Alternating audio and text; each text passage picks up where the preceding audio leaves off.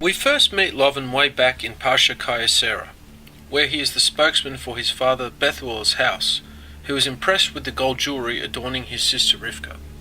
Lavan is the dominant personality throughout the negotiations, with his father playing very little role in approving of Rivka's consent to marriage. Initially, Rivka runs to tell her mother about the encounter at the well, but once Lavan finds out, he immediately takes charge. Lavan's character is subtly revealed. Hearing that Elazar was a servant of Abraham, and that he was dispensing lavish gifts on a mere child, Lavan assumed that even greater gifts lay in store for the rest of the family.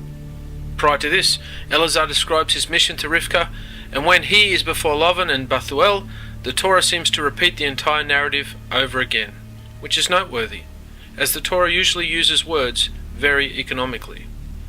But there are subtle changes to Elazar's recounting of his mission and the events at the well that display great wisdom in the servant. He emphasizes Abraham's greatness, his credentials, his miraculous life, and his accomplishments, thus appealing to Lavan's materialistic outlook. Now much later in Parsha Vayetzei, we get a good overview of Lavan's moral character.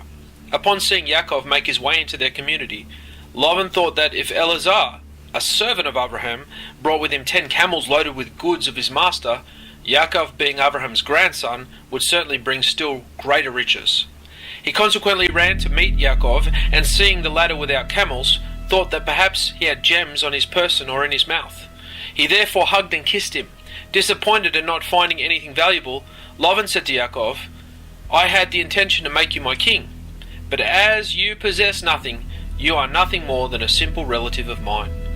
It is cited in rabbinic commentary that Lavan was such a wicked man that even Esav was afraid of him, which gives us insight into an additional motive of Yaakov going to spend time with Lavan. The name Lavan means white, and can also be interpreted as one who clothes with wickedness, and the name of his people, the Arami, referring to the Aramaic-speaking tribal confederation as an anagram of Rama'ah, meaning impostor.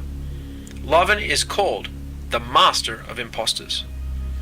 Rabbinic commentary notes that Lavan is more wicked than Pharaoh. Lavan is referenced significantly in the Passover Haggadah, in the context of the answer to a traditional child's question, where it says, "Why is this night different from all other nights?" The prescribed answer begins with a quote from Deuteronomy 26:5. "A wandering Aramean was my father," alluding to Yaakov, but here interpreted unusually as an Aramean, meaning impostor, destroyed my father, as made clear by the rabbinical exegesis read in the Seder, which reads, "Come and learn what Lavan the Aramean sought to do to our father Yaakov. For Pharaoh issued an edict against only the males, but Lavan sought to uproot all. As it is said, an Aramean would have destroyed my father, and he went down to Mitzrayim, to Egypt, and it became there a nation, great, mighty, and populous." The idea is that without Lavan's deception, with replacing Rachel with Leah, there would have been no sibling rivalry, as Joseph would have been the uncontested leader of the fledgling nation of Israel. When Lavan married Yaakov to Leah first, it caused Leah's sons to precede Joseph in birth order, so that they felt justifiably outraged when their father seemed to violate social norms by treating his youngest son as his heir, in preference to his older son's natural and legal rights.